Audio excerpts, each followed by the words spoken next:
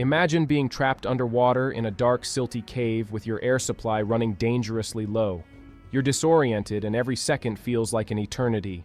This is the terrifying reality that four experienced divers faced during the 1973 shaft sinkhole diving tragedy in Mount Gambier, Australia. Their story is one of bravery, adventure, and ultimately, heartbreak. In this video, we'll take a deep dive into the 1973 Mount Gambier cave diving accident, a tragic event that claimed the lives of four skilled divers and sent shockwaves through the diving community. As we unravel the details of what happened that fateful day, we'll explore the unique challenges of cave diving and the lessons learned from this devastating incident.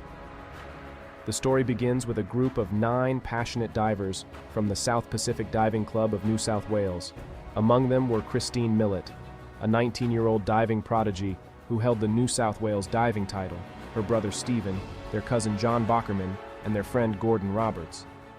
The Millet family was renowned for their diving expertise, with Christine and her brothers having achieved the highest qualifications available at the time.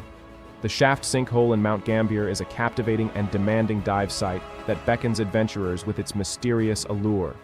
From the surface, the sinkhole appears as nothing more than a small, inconspicuous opening in the ground, giving little indication of the wonders that lie beneath.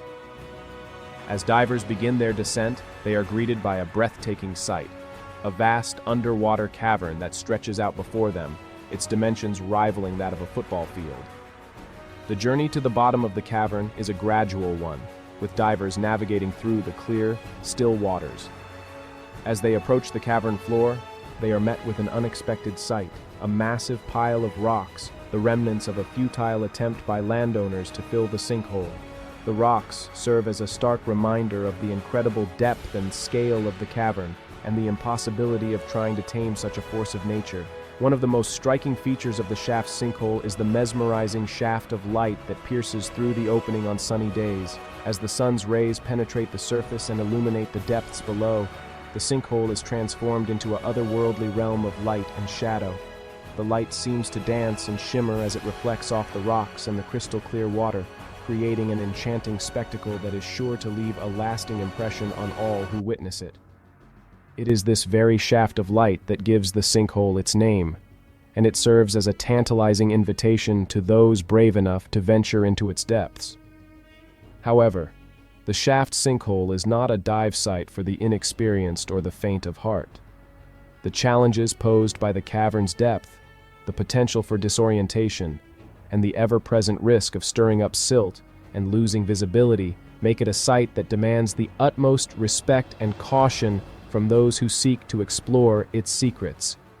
Despite the inherent dangers, the allure of the shaft sinkhole remains strong, drawing divers from far and wide to test their skills and experience the unique wonders that lie beneath the surface. It is a testament to the enduring spirit of adventure and the desire to push the boundaries of what is possible, even in the face of great risk and uncertainty. On the second day of their diving expedition, Christine, Stephen, John, and Gordon decided to push the boundaries and attempt to set a new depth record. Their plan was to descend rapidly into the tunnel section of the cave, reach a depth of 250 feet, and return to the surface without lingering.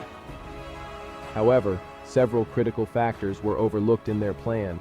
They were using standard air cylinders, which are not suitable for deep diving, and they neglected to establish guidelines, appoint a dive leader, or implement a proper buddy system. As the group descended into the tunnel, they encountered the harsh realities of cave diving. The increased pressure at depth triggered nitrogen narcosis, a condition that can cause disorientation, impaired judgment, and a false sense of well-being. To compound the problem, their movements stirred up silt from the cave floor, reducing visibility to less than an arm's length. Christine, realizing that reaching the planned depth of 250 feet was no longer feasible, attempted to turn back. However, the poor visibility made it nearly impossible for her to regain her bearings, and she found herself trapped in a false dome above the tunnel. Gordon Roberts, also disoriented, was seen swimming alongside her, desperately searching for a way out. Tragically, both Christine and Gordon depleted their air supply, succumbed to hypoxia, and sank to the floor of the passage. Meanwhile, John Bockerman was observed swimming deeper into the tunnel, likely under the influence of nitrogen narcosis. Stephen Millet, who had turned around earlier, was ahead of Christine and Gordon but struggled to navigate through the murky water without a guideline. Later, Stephen was found with his buoyancy vest inflated, a desperate attempt to reach the surface, but he tragically failed to make it.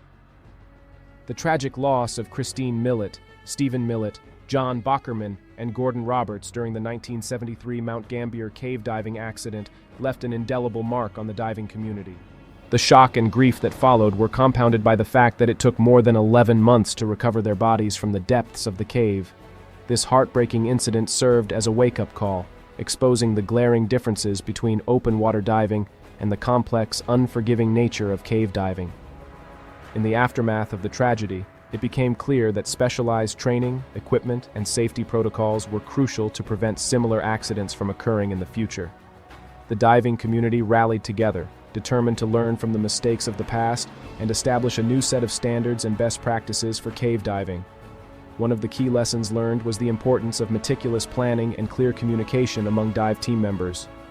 Before embarking on a cave dive, it was now understood that divers needed to have a comprehensive plan in place, including designated roles, contingencies for emergencies, and a clear understanding of each team member's responsibilities. Additionally, the use of appropriate equipment, such as mixed gases and redundant air supplies, was identified as a critical factor in ensuring the safety of divers at extreme depths. The standard air cylinders used by Christine, Stephen, John, and Gordon were not suitable for the depths they aimed to reach, contributing to the tragic outcome. The 1973 Mount Gambier accident also highlighted the need for cave diving-specific training and experience. It became evident that the skills and knowledge required for cave diving were significantly different from those needed for open water diving. Divers were encouraged to seek specialized instruction from experienced cave diving instructors and to gradually build their skills and understanding of the unique challenges and hazards associated with cave environments. Furthermore, the value of having a designated dive leader and a reliable buddy system was emphasized. A dive leader would be responsible for making critical decisions, ensuring adherence to the dive plan, and managing any unforeseen situations. The buddy system, in which divers are paired up and responsible for each other's safety, was reinforced as a crucial element in cave diving. The lessons learned from the 1973 Mount Gambier cave diving accident have had a lasting impact on the diving community. The tragic loss of 4 lives served as a catalyst for change, prompting the development of more stringent safety protocols, specialized training programs, and a heightened awareness of the risks associated with cave diving. Today, the legacy of Christine, Stephen, John, and Gordon lives on through the continued efforts to promote safe and responsible cave diving practices, ensuring that their sacrifice was not in vain. The shaft sinkhole diving tragedy of 1973 serves as a poignant reminder of the inherent risks in cave diving. The lives of Christine Millet, Stephen Millet, John Bockerman, and Gordon Roberts were cut short, but their legacy lives on through the lessons learned and the advancements made in diving safety. As we remember their story, let us honor their memory by prioritizing safety, seeking proper training, and respecting the limits of our abilities when exploring the underwater world. If you found this video informative and thought-provoking, please consider giving it a like and sharing it with your fellow divers and adventurers. We'd love to hear your thoughts and experiences related to cave diving safety in the comments below. If you're interested in watching more about safe diving practices or want to explore other diving-related topics, be sure to subscribe to our channel and hit the notification bell to stay up to date on our latest content. Remember, cave diving is an advanced and potentially dangerous activity that requires specialized training, experience, and equipment. Always prioritize safety, never push beyond your limits, and seek proper instruction before attempting any cave diving. By working together and learning from the past, we can honor the memory of those lost and strive to make the underwater world a safer place for all. Thank you for joining us on this journey into the 1973 Mount Gambier cave diving accident. Stay safe and happy diving.